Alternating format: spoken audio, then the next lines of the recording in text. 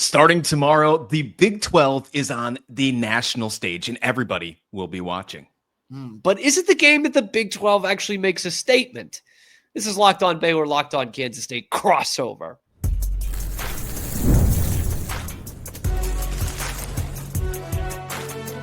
You are Locked On College Crossover, part of the Locked On Podcast Network.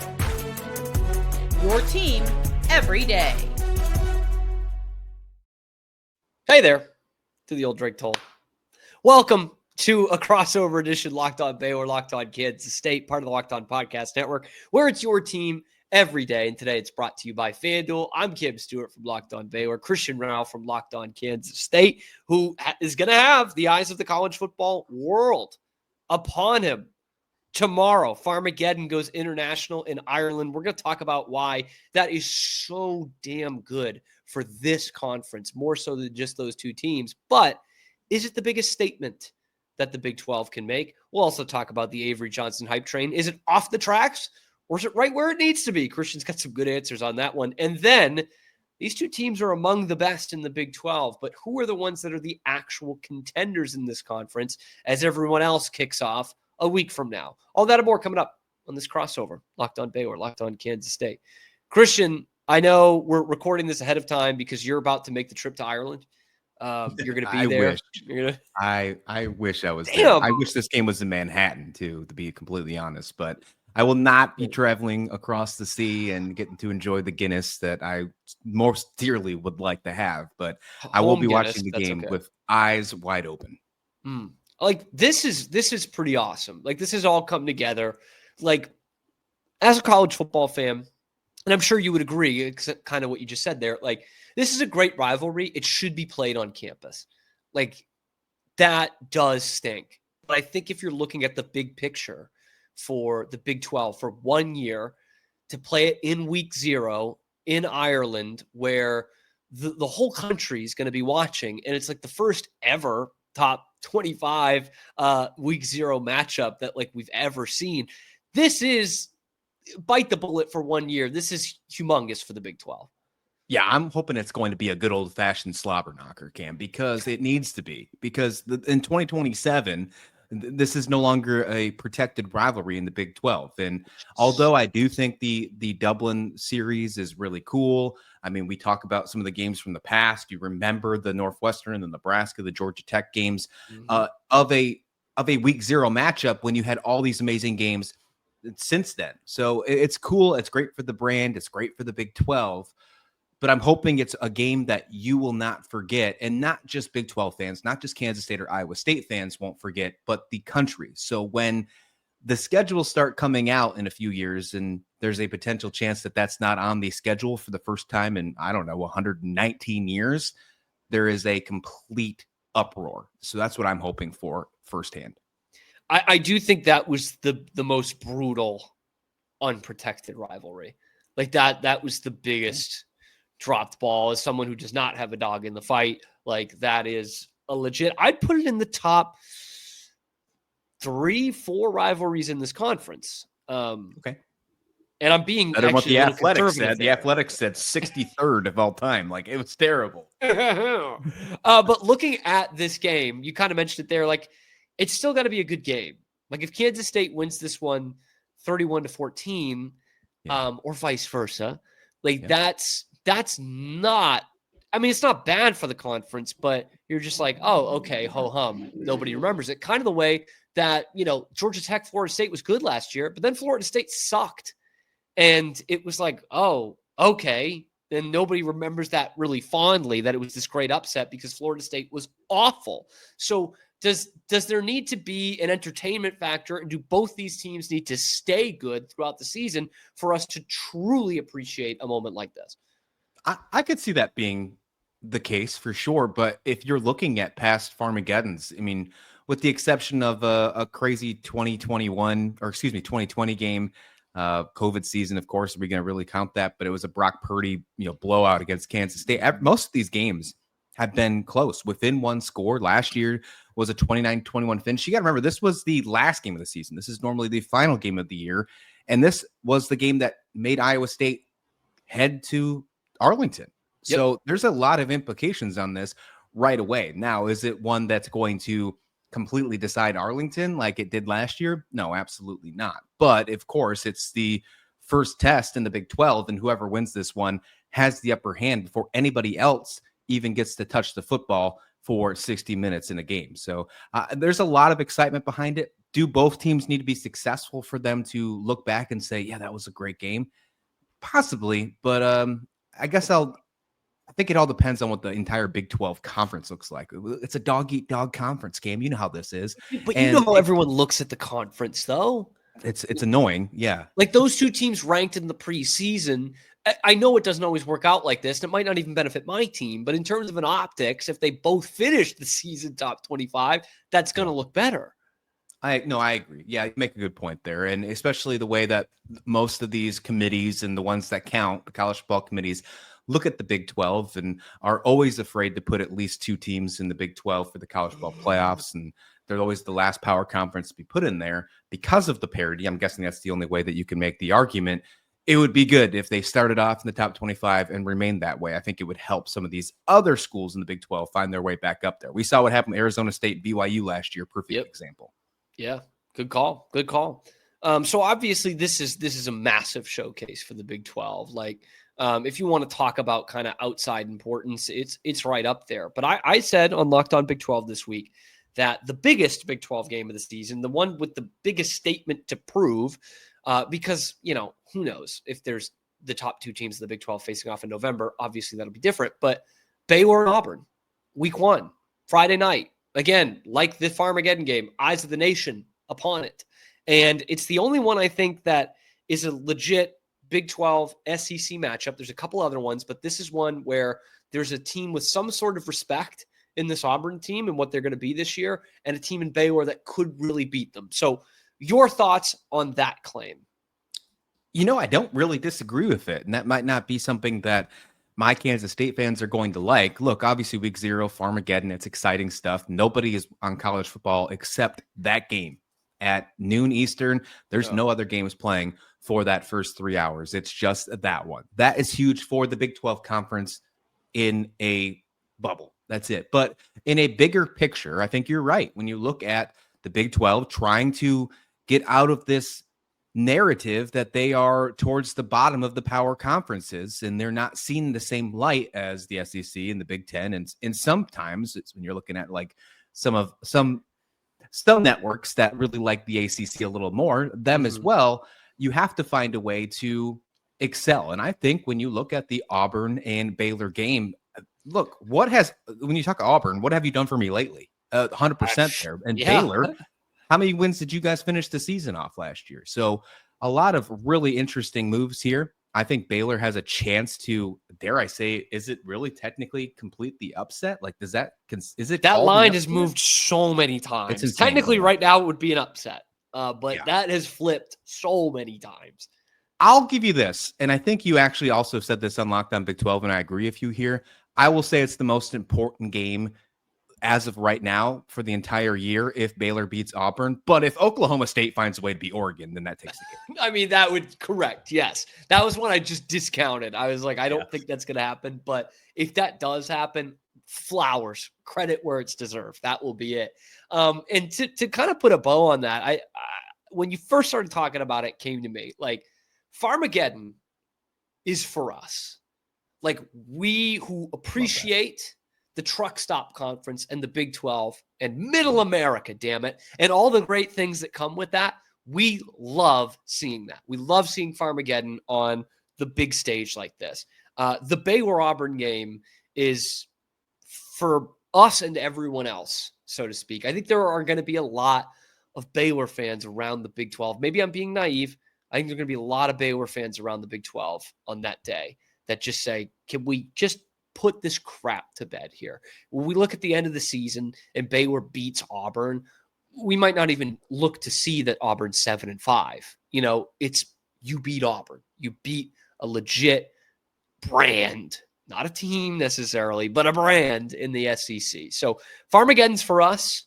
And then Baylor Auburn's kind of in a weird way for like everyone, all of us. It I agree. Really set a narrative.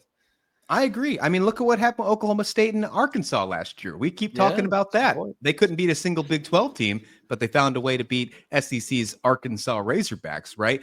I will say there'll be a lot more juice to it, though, if Baylor winds up beating Auburn, taking the cake. And then Auburn still does have a successful season, finds a way to get more than 6 wins for the first time since, I believe, before COVID. 2019, 2019, there you go. And then if they could go 7-5, 8-4, I mean, that's a pretty respectable win-loss total in the SEC conference for what it is. If they could go 8-4 with a loss to Baylor in there, that win for Baylor is going to mean so much, especially the way that their non-conference schedule is. Baylor's non-conference schedule, I don't have to tell you, is so tough.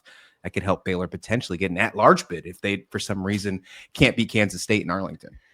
It would be huge if for some reason they can't pull that off in Arlington. Yep, that would be huge. One of the guys we're going to see on display this weekend for the college football world, a guy who can really ramp up his Heisman campaign in week 0 before everyone else kicks it, is Avery Johnson of the Kansas State Wildcats. We've got our Wildcat expert in Christian Rauh. Well, has this gone off the rails? Let's talk about it next on this Locked On Baylor, Locked On Kansas State crossover. Hey, but first, Cam, this Locked On College crossover is brought to you by FanDuel. And August 26th, just a few days after this week 0 matchup between Farmageddon, Iowa State, and Kansas State, is officially FanDuel's Future Day, a brand new holiday for football fans who live for bold predictions and preseason hunches. In just 24 hours only, they're giving you deals on NFL season predictions. So whether you're calling for the MVP, eyeing a long shot division winner, or ready to crown a Super Bowl champ before week 1 even kicks off, which I love that, by the way. Super Bowl. Yep. This is your moment. I'm going to ask you, who's your champ? Let's crown it in August. Who are you picking for the Super Bowl this year, Cam? I'm picking the Kansas State. Oh, no, sorry. I'm going to pick the New England Patriots. Oh, Drake May, back on the Rabel perch. Coming back. Yep. Ooh, will the dynasty be reborn in Foxborough? That could be a really fun one, and you could do that with FanDuel's Futures Day. So visit the FanDuel app today. Start planning your futures bets now, because Futures Day is just one day and one day only. FanDuel, play your game. All right, Christian. We've talked Avery Johnson before. We've had our debate, so to speak, on Avery Johnson before. I've said my piece, okay? Now, my opinion hasn't changed. I think Avery Johnson is a good quarterback. I really do. I was slightly disappointed last year just from the way Kansas State fans were talking about this kid. You know, second coming and all this. It's kind of like what OU thought about Jackson Arnold, and that didn't work out. But I would say Avery Johnson had a better year than Jackson Arnold. They're going to come after me again. But I do like the kid. I like the player. Now he is getting, I would say, somewhat legit Heisman hype here. I think if these national experts had to pick anybody in the Big 12 to win this award, it would probably be Avery Johnson. So let's just start with the very basics of it, Christian. Like, is this legit, or are we getting a little carried away? I can see both sides of the sword here. I truly can. I am definitely drinking the Kool-Aid. I think it's solid to say for sure. I think he is what we all expected him to be. Now, look, last season, there was some ups and downs, but what first-year quarterback doesn't have those ups and downs? There's not many. There's not many that have those issues. He started very strong. He was this incomplete narrative of you have to find a way to fill the shoes of Will Howard. That's step one. Before you even step on the field, oh, by the way, you got the keys now. Will Howard went off to win a national championship for Ohio State. It's your turn now, Avery. Make that happen. And he'd had a solid start. Started the season 7-1, and then some injuries came up, some misfortunes in play calling, some inconsistencies. Wasn't the greatest when it comes to completion percentage. I'm well aware of that. And the wheels fell off against the Houston Cougars, which, again, Houston, who knows what happens with them this year. There's an interesting narrative about Avery Johnson this year. I think he put the work in this offseason. We've seen some offseason workouts and pictures of him. He looks huge. He's put on some size, and that hasn't changed the way that his speed. He's got even faster. He joined the 23-mile-an-hour club in spring camp. He's faster. He's stronger. That should help with his longevity, something that he couldn't do towards the second half of the season last year after getting injured in Colorado and just wasn't the same. And then, oh, by the way, he's finally got a consistent and more structured coaching staff with Matt Wells and Matt Wells only as his offensive coordinator, who has succeeded in the past with quarterbacks. Jordan Love, Green Bay Packers, when he was the head coach at Utah State, really excelled in the play action pass, a dual threat quarterback of Avery Johnson. Hey, count me in. So that's where my Kool-Aid drinking is. But as I mentioned, I do see both sides of the sword. The inconsistencies last year, will that continue? Could the wheels fall off again? Hey, they were 7-1 at one time. Well, they were 6-1 at one time as well when they almost lost to Kansas. They play Kansas the exact same time this season, and Kansas is looking for blood. And of course, you got to play in Waco. You do have to do that. Man, that is a matchup. It's one that, real quick, like a quick aside, like I don't want to say I've downplayed it. I've talked about this game a few times, but I think as Baylor fans, we look at that first month, and it is Auburn, SMU, Samford, bye week, and then Arizona State. And so you look at that, and then after that, you get Oklahoma State now on the road. Nothing's exactly given in Stillwater, but for a team that didn't win a Big 12 game last year, you're like, okay, like there it is. All right, we'll just get past that. Well, no, because then the next week you are at home, which is nice, but you're playing Kansas State, and then a bye week, and then at TCU. So it's really the first half of that season that's such a gauntlet for Baylor, but we're really looking at the first month. And back to Avery Johnson. I think there are kind of to your first point, like it was his first season starting, and there were other things that went wrong.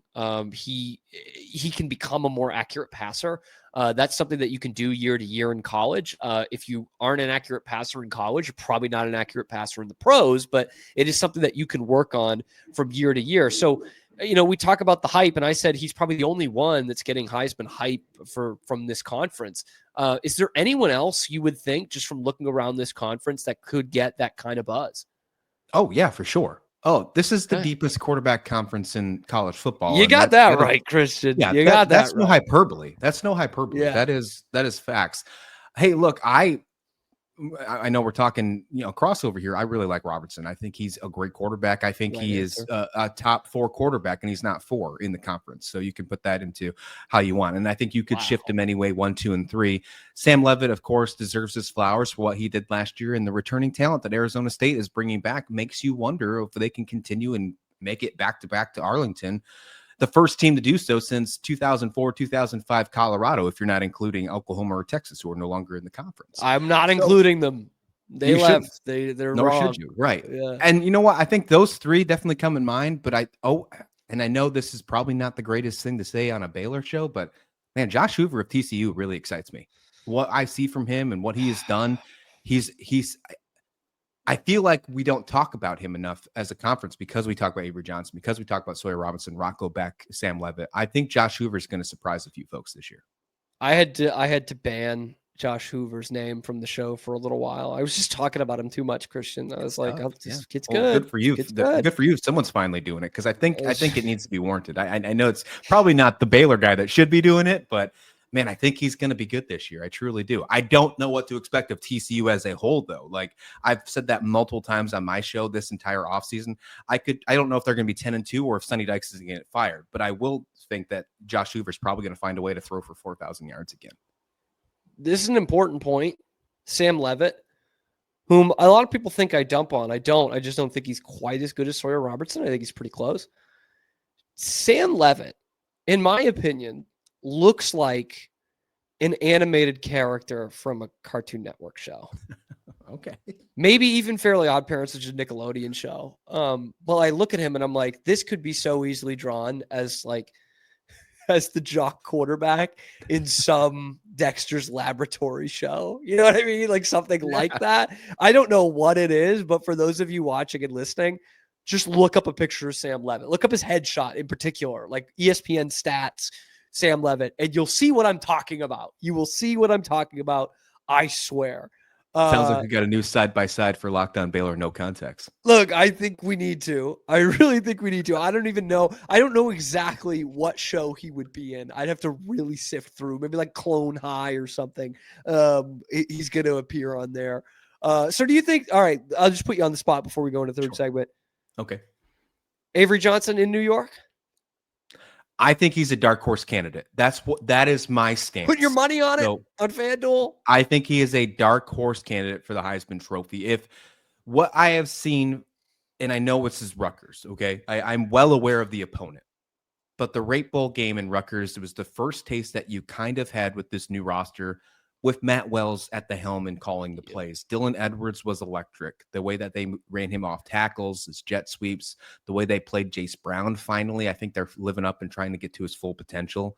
And then they brought in these other wide receivers in the portal that bring in size, and Jaron Tibbs and Jaron Bradley, something that Avery has never seen. Quite frankly, Kansas State's really never seen is the size at wide receiver. You talk about completion percentage, having bigger wide receivers with a larger target share is going to effectively help that naturally, just in a small way.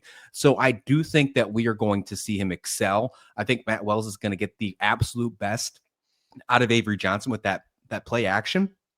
I think we're going to see him in New York as a dark horse candidate. Do I think he wins it? I'll say no. I think you can get him a finalist. I think there'll be somebody else. Just put him in New York. That's all I said. Hey, if you get to New York, that's huge for the brand, and I think that happens. I'll go like this though, because, and I'll add a little more caveat to this, and because you put me on the spot to say, is there any other players that you could see in the Big 12 making it as a Heisman Trophy? I think Avery Johnson's the guy. I do. I'm drinking the Kool-Aid, but I'll add the stance to this. There will be at least one Big 12 quarterback in New York when it's all said and done. Full stop. At least one. I like that. At least one. At least one. Connor Wegman. We will see you there. Nico Marchiol. Hop on in. Hop into New York. All right, but who are the teams that are actually for real in this conference? And are Baylor and Kansas State two of those teams that are actually for real in this wide open conference? Let's talk about it next on Locked On Baylor, Locked On Kansas State crossover. But first, proud sponsor of today's episode is Rougiette. Guys, Christian, you've probably heard of Viagra Cialis, right? Oh, yeah. Maybe some of you watching, listening, maybe you've even tried them.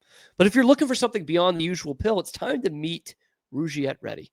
Okay, it's a next-gen prescription treatment designed to amplify arousal in the brain and boost blood flow. That's not just for Farmageddon. Unlike the usual pills that can take hours, Rougiette's 3-in-1 formula dissolves under your tongue and kicks in fast, on average 15 minutes. Effects can last up to 36 hours, so you can stay confident and in control when the moment is right. So head to Rougiette.com/LockedOnCollege and use the code LockedOnCollege to get 15% off today. That's Rougiette, RUGIET.com/LockedOn, and use the promo code LockedOnCollege for 15% off. The Big 12 shouldn't be the only thing that's hard.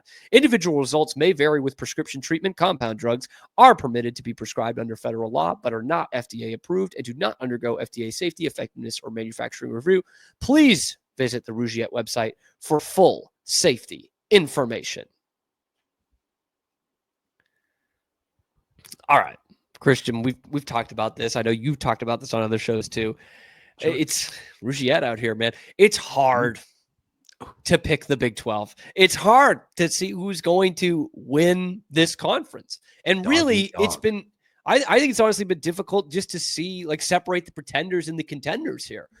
We talked about it off camera before getting in, but I look at TCU and I look at Houston. Those are two teams that I've overrated and underrated in this offseason. I've been like, oh, these are dark horses. And then I start talking about them 2 or 3 episodes in a row. And I'm like, wait, let's pump the brakes a little bit. So I know there are differences of opinion on how people look at Baylor.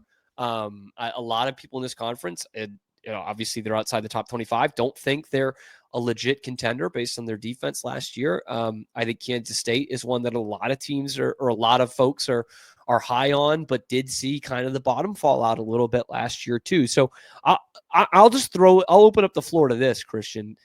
Like, do you have 3 or 4 teams that you think like could legitimately win this conference this year? Oh, for sure. But before I do that, let me throw it back to you real quick, because this is always fun to do in the final segments of these shows. What would be the least surprising out of all these to win their conference? Oklahoma State, Mississippi State, Purdue, or do you see where I'm going here? I see what you're doing here. Yeah. Stanford.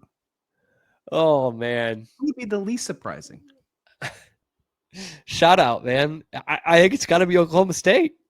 Absolutely. If Oklahoma State and Mike Gundy found a way to get back and get to Arlington, You'd be surprised, but you wouldn't be as shocked as those other ones. It'd be like, yeah, that kind of They tracks. do have a Doak Walker running back still, right? Like That's not Ollie Gordon, but yeah. Yeah. I was like, I don't even know who they have anymore. I will yeah, say this. It's crazy. It's just crazy that there's so much parity, and you say it's crazy. The Big 12 is hard, and it's insane, and it's a dog eat dog conference. And I'm not saying that the bottom is going to go all the way to the top and create a new Drake song. Like, I'm not saying that's going to happen. But what I'm saying is that wouldn't shock me if we have a lot of upsets and a lot of things that happen in this conference this year, unlike anything. That could be a worse thing for the conference when it comes to college football playoffs, unfortunately. But when I'm picking some of the best contenders here, Baylor and Kansas State are in the conversation. There's no doubt in my mind, especially Baylor. If they can get through that non-conference schedule, and of course, I know that doesn't mean much when you're trying to get to Arlington. Arlington should be the goal for every Big 12 school because that is your only guaranteed path to the college football playoffs in this era right now in the 12-team playoff. That should be your number one goal. But Baylor's non-conference schedule gives you a legit chance to be an at-large bid if you do everything right.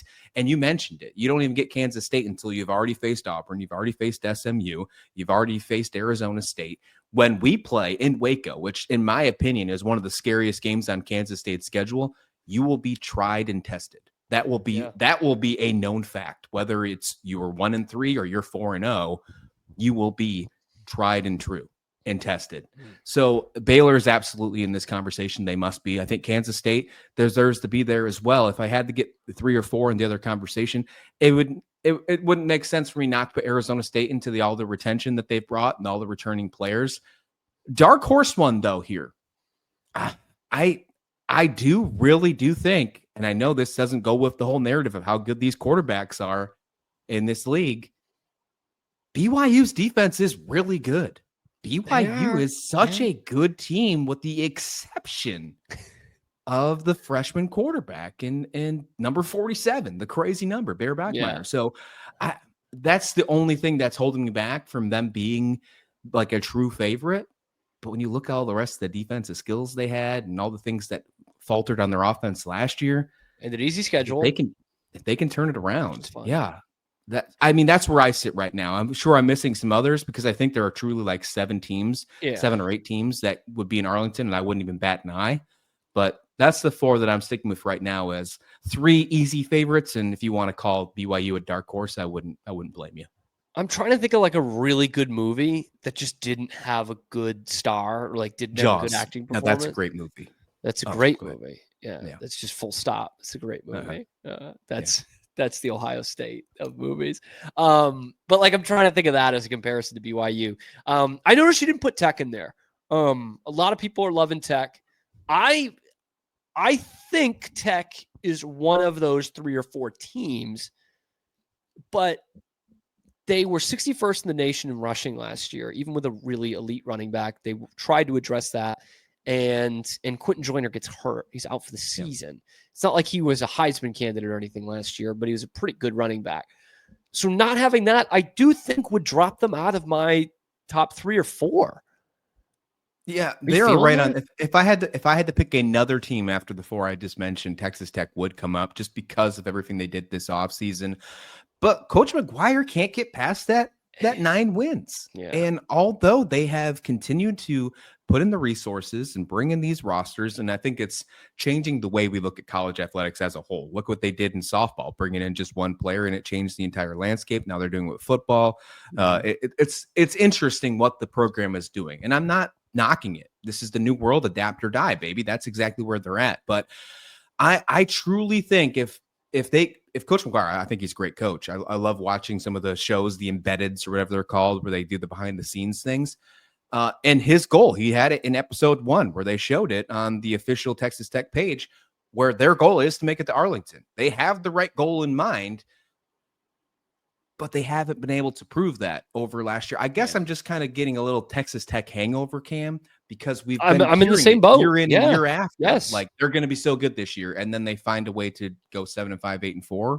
I've fallen for it a couple of times. Yeah, so I'd love to see it personally. Like, obviously, as long as Kansas State's not involved, we're falling out of it. just because I think it'd be great for the brand and great for the Big 12, like a team that Texas Tech is willing to spend that much money and find themselves to be in the powerhouse conversation. But I just can't, I'm not ready to say they're there yet.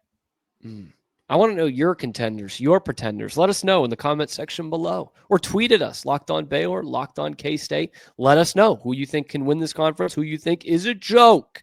Let us know, like and subscribe. And before we go, it's a new Locked On Baylor tradition, and I'm bringing it to the Locked On Kansas State people as well. This will be probably a bit of a layup for them, but for our Baylor people, let's have some fun with it. It is trivia time. As always, whoever gets this question right first in the comments or tweets at me at Locked On Baylor will get a shout out for the next episode. The question is this: Kansas State faced Baylor in 2023. They beat them handily. They beat the Bears quite handily. And Will Howard threw his 46th career touchdown pass for the Kansas State Wildcats, which made him the program's all-time leader in touchdown passes. What I want to know, though, is whom did he pass? No pun intended. Whom did he pass on the list? Let us know in the comment section below. Christian had it right away when we did it off screen. Let me know in the comment section below. Be sure to like the video, subscribe to the channel. Find Christian and myself on our respective channels every weekday. And of course, Christian, you're going to have something after the game, some reaction, Farmageddon, I'm sure, right? Oh yeah. Yeah. We'll be going right as soon as the game's over, and we'll be going quickly so I can sit back down and watch the rest of the games. College football is back, baby. Oh, it's so great, man. And for you Baylor fans, check out Christian's show, man. He does a great job. Truly one of the best that we have in this conference and on this network. And don't be like me. Don't sleep on that Kansas State game in early October. Follow along, find out everything about the Wildcats. Like, subscribe. Thank you for making it your first listen today and every day. And we will see you on the next one. Fully in football season on the next Locked On Baylor, Locked On Kansas State. Where is the thing? There it is.